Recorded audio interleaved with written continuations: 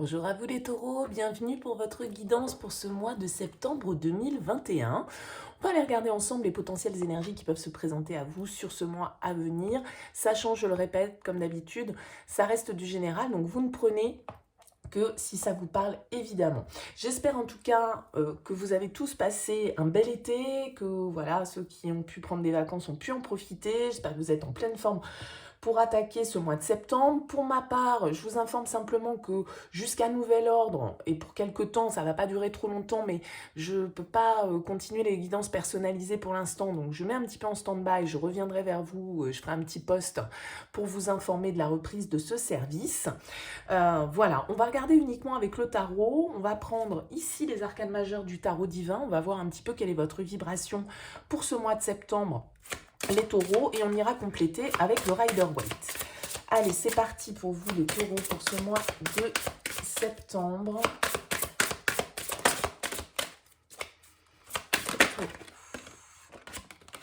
Hop, j'ai pas voulu y aller. Les taureaux. Allez, les taureaux pour ce mois de septembre.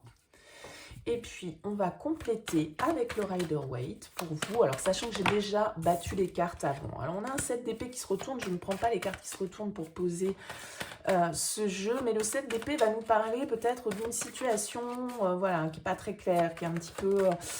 oui, avec le diable, il peut y avoir là un petit peu de manipulation, vous voyez, des choses peut-être liées à votre passé avec le 6 de coupe.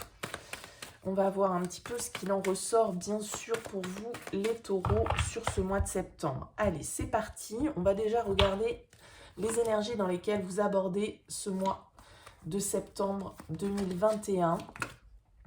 On va voir quel est votre objectif. Ce que vous désirez le plus. Comment vous allez, quelle énergie, en tout cas, va pouvoir, on va dire, vous soutenir. Ce qui va vous challenger. Une carte pour l'aspect sentimental.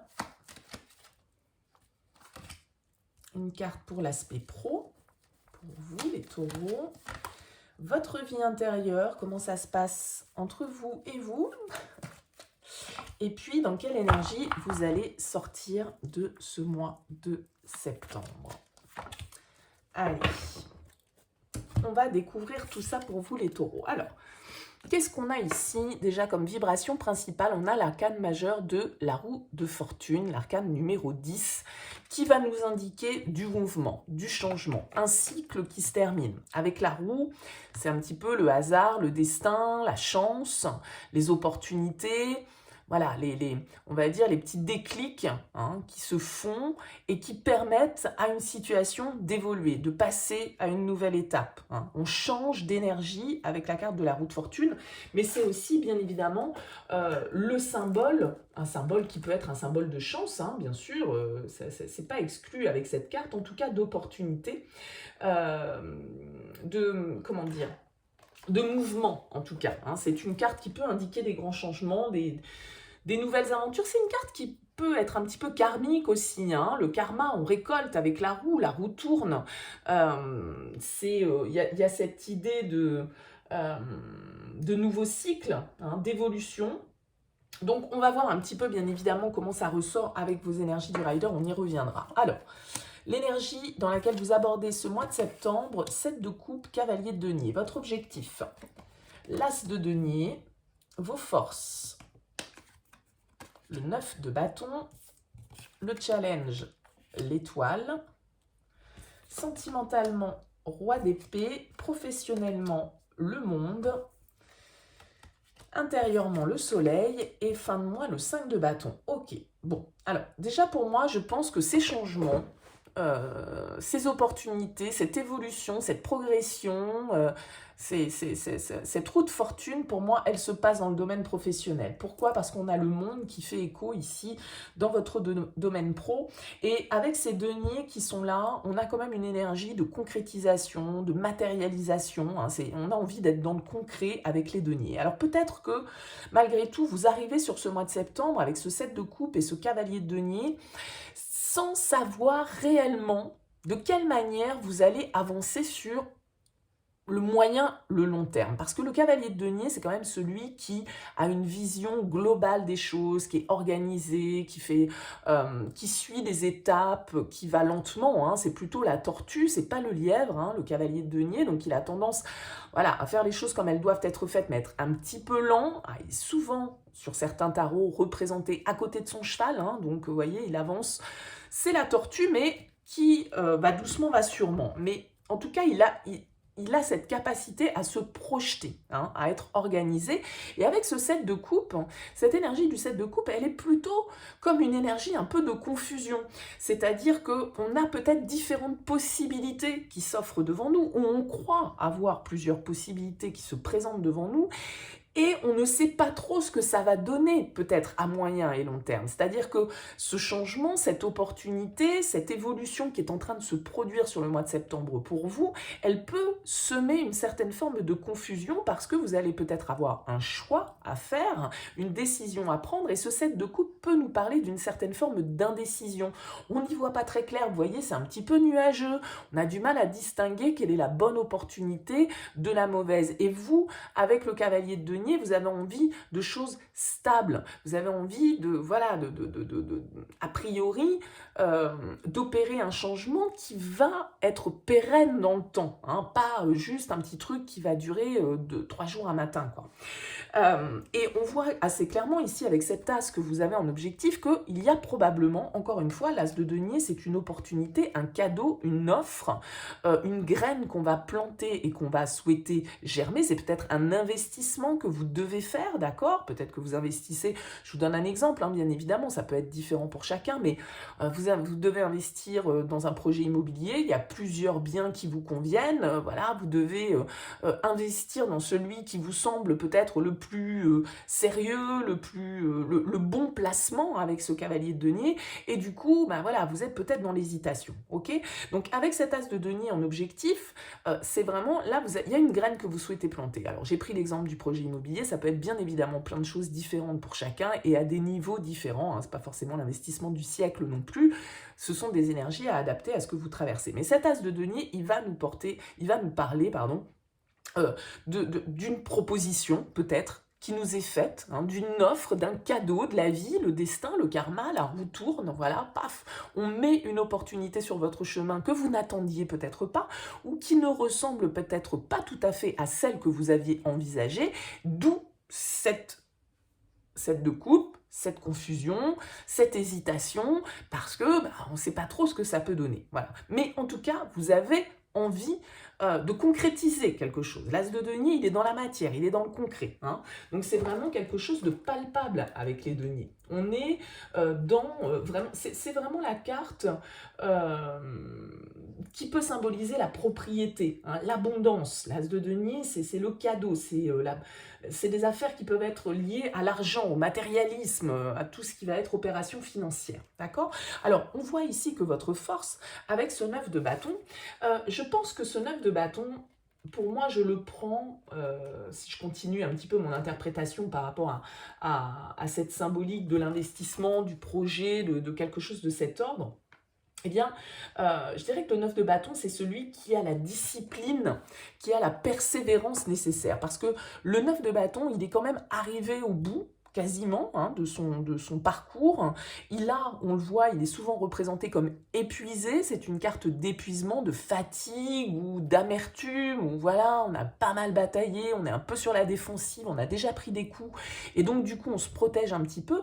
Mais là, c'est votre force et je pense qu'il faut plus le voir comme quelqu'un qui va jusqu'au bout, d'accord? C'est-à-dire que vous êtes prêt à batailler, vous êtes prêt à faire les efforts nécessaires parce que peut-être que ce projet qui est à l'aube de se concrétiser, eh bien, voilà, vous y avez déjà mis beaucoup d'énergie, beaucoup de votre temps, donc peut-être que ça va nécessiter, on le voit ici avec le cavalier de denier, c'est pas une énergie de rapidité. Et pour autant, la roue de fortune, vous me direz, c'est plutôt, ça bouge vite. Alors, qu'est-ce qu'il en est? Est-ce que c'est parce que c'est un projet que vous avez déjà depuis longtemps et dans lequel vous vous êtes déjà beaucoup démené et donc là, bah voilà, c'est le dernier coup, je dirais, de collier à mettre pour pouvoir aller jusqu'au bout du truc. En tout cas, je pense que vous avez su ou que vous aurez la possibilité de faire les choses de manière réfléchie, prudente, parce que le 9 de bâton, il se protège hein, quand même. Donc, c'est votre force, c'est dans cette énergie-là que vous pouvez peut-être, sur laquelle vous pouvez peut-être vous appuyer pour concrétiser les choses, pour matérialiser les choses. Alors, on voit ici, malgré tout, que en défi, vous avez cette carte de l'étoile. Alors, peut-être que c'est marrant, parce que ça va un peu en contradiction avec ce que je viens de dire avec le 9 de bâton. L'étoile, c'est l'espoir, c'est quand on se... Peut-être que vous cherchez trop peut-être à contrôler les choses, d'accord? Il faut se laisser porter avec la carte de l'étoile. L'étoile, elle fait confiance à la vie, elle fait confiance au destin, elle fait confiance aux opportunités, elle est optimiste, elle sait que, voilà, elle croit en son bon chemin. Alors, il y a peut-être une partie de vous qui a du mal à y croire ou qui... a du mal à être optimiste, peut-être sur certains aspects, qui avait tendance à voir le mauvais côté des choses. Ça peut être ça, cette carte de l'étoile. En tout cas, si je le prends sous l'aspect positif du défi, c'est d'y croire. C'est de croire en vos projets. Hein, c'est de garder, parce qu'on vous dit ici avec la 9 de bâton que sans doute vous allez devoir un peu batailler, c'est pas le truc pour moi, je sais pas, hein, ici cet as de denier, ce qui va représenter pour vous, mais c'est pas quelque chose qui va peut-être être facile, donc ça va demander de l'énergie, ça va demander de pas lâcher au premier petit couac, et de garder justement cet optimisme, de garder ce but, cet objectif, ce rêve, peut-être ici, avec l'étoile, que vous avez envie de réaliser, hein, de croire en votre capacité à réaliser vos souhaits.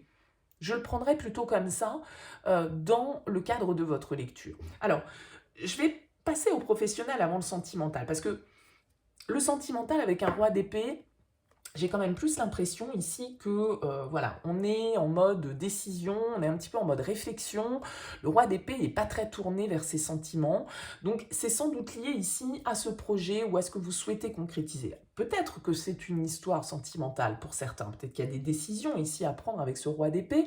Mais je pense que cette froideur, entre guillemets, que peut dégager le roi d'épée dans l'aspect sentimental, eh bien, il est sans doute lié au fait que votre esprit est peut-être tourné vers d'autres projets, entre guillemets, que l'aspect sentimental à proprement parler, en tout cas pour ceux à qui ce tirage parlera, bien évidemment. Je vais direct aller au professionnel avec cette carte du monde, parce que je vous disais, pour moi, c'est dans ce secteur-là, sans doute, alors professionnel, c'est les activités, c'est aussi l'aspect matériel, financier, les investissements, etc. Le monde, il nous parle vraiment de réalisation, d'accomplissement. Encore une fois, c'est un peu comme la roue de fortune, c'est aussi une carte de fin de cycle. La roue tourne, on achève quelque chose avec le monde pour peut-être réaliser un nouveau projet, quel qu'il soit, un investissement ou un projet professionnel. On passe à une autre étape, peut-être qu'on a une promotion, peut-être qu'on a crafaché dur pour pouvoir y arriver. En tout cas, avec le monde, il y a vraiment cette notion d'ouverture, peut-être pour certains même de changement professionnel, hein, c'est-à-dire une mutation que vous avez attendue pendant fort longtemps, voilà, un changement de vie professionnelle que vous avez attendu pendant pas mal de temps, ou sur lequel vous allez vous investir pendant un certain temps. Vous voyez, c'est un cap en fait. Le monde, c'est un cap qui est franchi. Ça peut nous parler d'étrangers, de voyages. Donc, pour certains, ça peut vraiment amener du mouvement, hein, à proprement parler. En tout cas, c'est vraiment une carte extrêmement positive. Vous avez quand même ici le monde et le soleil, l'as de denier qui est la carte du cadeau. Donc, je pense que c'est un très bon mois pour vous. Vous avez fourni des efforts, hein, sans doute, pour en être à ce stade-là. Et vous êtes raccord, hein, ici avec vous, avec cette carte du soleil. Mais voilà, pour moi, le monde, il y a vraiment cette opportunité, ce changement, il est lié à vos activités, quelles qu'elles soient. Et on met la dernière pierre à l'édifice avec le monde pour pouvoir justement passer à l'autre étape. Alors, encore une fois, c'est symbolique, c'est pas forcément une étape de vie qui va opérer un changement radical, c'est pas ça, mais c'est une étape que vous attendiez qui se franchit pour vous permettre d'ouvrir une nouvelle porte. Alors après, bah, si vous avez 10 étages à monter, vous en êtes peut-être qu'au 3e ou au 4e étage, mais en tout cas, voilà, vous passez un cap. Alors, c'est vrai que je disais que ce roi d'épée, du coup, dans l'aspect sentimental, il dégage une certaine forme de froideur. Alors peut-être que pour certains, là, il y a des jugements qui sont rendus, il y a des décisions qui sont prises. Le roi d'épée peut symboliser un peu le juge, hein, quand même, dans le tarot. Peut-être que vous avez affaire à un homme de loi, à quelqu'un d'officiel. Peut-être que c'est un investissement ici que vous faites en couple, et ce roi d'épée va nous parler, pourquoi pas, d'un notaire, d'un avocat, etc. Bon, pourquoi pas. En tout cas, je le prends parce que le roi d'épée, c'est celui qui est beaucoup dans son mental, hein. Il n'est pas vraiment tourné vers l'aspect émotionnel des choses.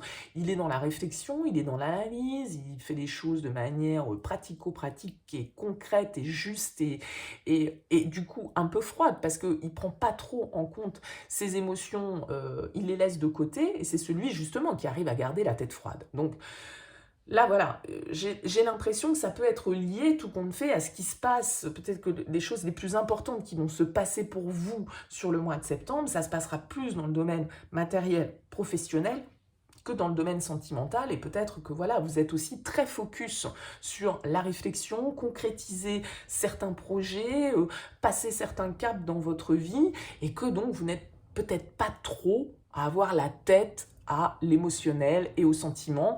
Et d'où cette énergie du roi d'épée. Voilà. Pour d'autres, c'est parce qu'il y a des décisions qui seront prises, il y a peut-être des choses qui vont être tranchées. Peut-être que vous pouvez avoir face à vous, dans votre domaine sentimental, un signe d'air, un Verseau, un Gémeaux, un Balance, voilà, avec lequel ou laquelle il peut y avoir une certaine distance émotionnelle sur ce mois de septembre, parce qu'effectivement, on est happé par d'autres considérations, ou en tout cas, on a besoin de réfléchir et d'analyser notre relation pour pouvoir eh bien, en tirer les conclusions qui doivent en être tirées, qu'elles soient favorables ou défavorables, peu importe, mais on est peut-être plus dans l'analyse et dans la réflexion que dans l'ouverture des sentiments, etc. Alors, on voit que dans votre vie intérieure, avec le soleil, bah super, hein, encore une fois, c'est l'une des meilleures cartes avec le monde, c'est vraiment pour moi des cartes très très positives. Le soleil, il va nous parler de réussite, il va nous parler d'accomplissement personnel, d'épanouissement personnel, on met en lumière certaines choses, il y a une chaleur avec le soleil, il y a une réussite qui est là, il y a quelque chose qui se réalise, on donne naissance à quelque chose. Donc, là, il peut vraiment y avoir pour vous des contrats qui se signent, des choses qui s'officialisent que vous attendiez depuis longtemps et qui vont vous permettre en fait de passer un nouveau cap.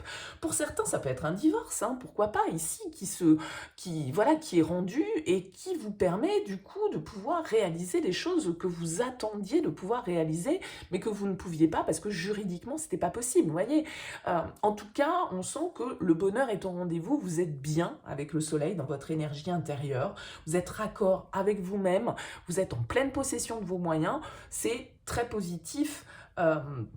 Bien évidemment, comme énergie, il y a certaines choses peut-être que vous allez comprendre avec ce soleil, peut-être que la lumière va être portée sur certains questionnements que vous aviez, certaines zones d'ombre, et qui vont vous permettre justement de réaliser certaines choses et d'aller de l'avant de manière optimiste et positive. C'est votre challenge, hein. Ne l'oubliez pas ici avec l'étoile, malgré tout, c'est d'y croire, sans être dans les illusions, avec ce 7 de coupe, mais d'y croire malgré tout, hein, de se fier à sa guidance intérieure ici avec l'étoile. Écoutez-vous aussi, ne soyez peut-être pas trop dans le mental, parce que c'est vrai qu'on n'a pas beaucoup d'énergie de coupe, si ce n'est ce 7 de coupe qui est là, où on sent que justement vous pouvez être peut-être un petit peu perdu quant à ce que vous ressentez, hein.